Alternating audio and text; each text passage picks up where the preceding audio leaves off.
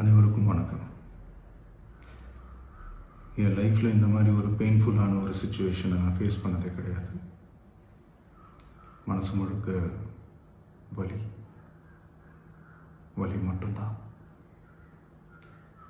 இந்த சுற்றுப்பயணத்தில் என்னென்ன மக்கள் பார்க்க வராங்க, அதுக்கு ஒரே ஒரு காரணம் தான், அவங்க என் மேலே வச்சிருக்கிற அன்பும் பாசம்.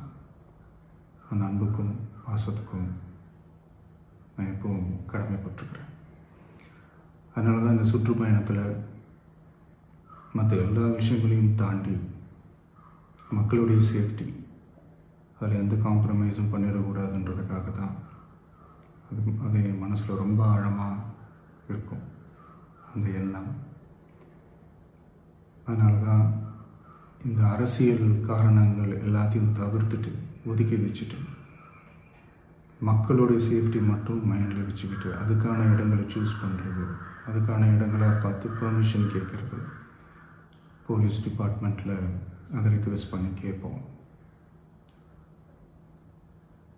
ஆனால்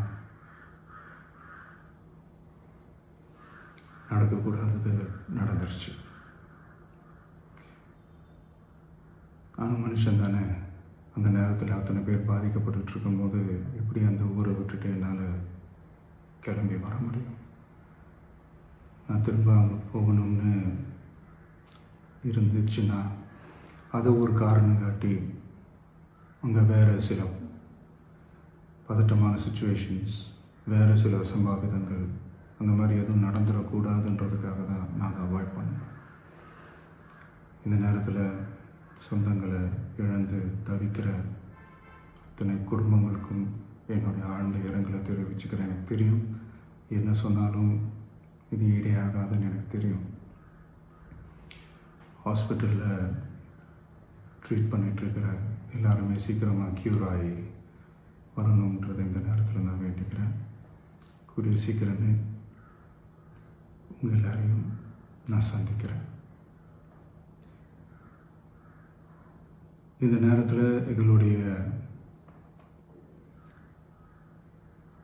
வலிகளை, எங்களுடைய நிலைமையை புரிஞ்சுக்கிட்டு எங்களுக்காக பேசின அரசியல் கட்சிகளை சார்ந்த நண்பர்கள், தலைவர்கள் அனைவருக்கும் என்னுடைய நன்றியை தெரிவிச்சுக்கிறேன். கிட்டத்தட்ட ஒரு 5 மாவட்டத்துக்கு பிரச்சாரத்துக்கு போனோம். இந்த மாதிரி எதுவுமே நடக்கல. ஆனால் கரூரில் மட்டும் ஏன் எப்படி நடக்குது, எப்படி நடக்குது? மக்களுக்கு எல்லா உண்மையும் தெரியும். மக்கள் எல்லாத்தையும் பார்த்துக்கிட்டு இருக்கிறாங்க. கரூரை சேர்ந்த அந்த மக்கள் அந்த உண்மையெல்லாம் வெளியில் சொல்லும்போது எனக்கு கடவுளே நேரில் வந்து இறங்கி அந்த உண்மைகள்லாம் சொல்கிற மாதிரி எனக்கு தோணுச்சு. சீக்கிரமே எல்லா உண்மைகளும் வெளியில் வரும்.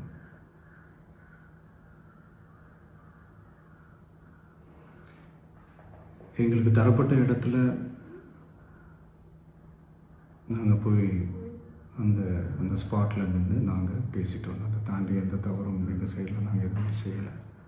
பட் இருந்தாலும் எங்கள் கட்சியை சேர்ந்த நிர்வாகிகள், தோழர்கள் மேலே எஃப்ஐஆர், அது மட்டும் இல்லை சோஷியல் மீடியாவை சேர்ந்த நண்பர்கள், தோழர்கள் அவங்க மேலே எஃப்ஐஆர்லாம் போட்டு இப்போ பிடிச்சிக்கிட்டு இருக்கிறாங்க.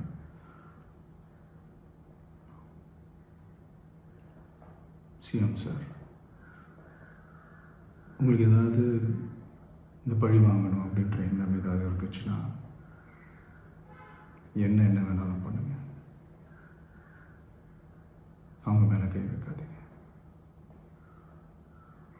நான் ஒன்று வீட்டில் இருப்பேன், இல்லை நான் ஆஃபீஸில் இருப்பேன். என்ன வேணாலும் செய்யுங்க.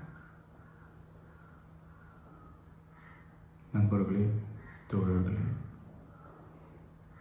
நம்மளுடைய அரசியல் பயணம் இன்னும் ஸ்ட்ராங்காக, இன்னும் தைரியத்தோட கண்டினியூ ஆகும்.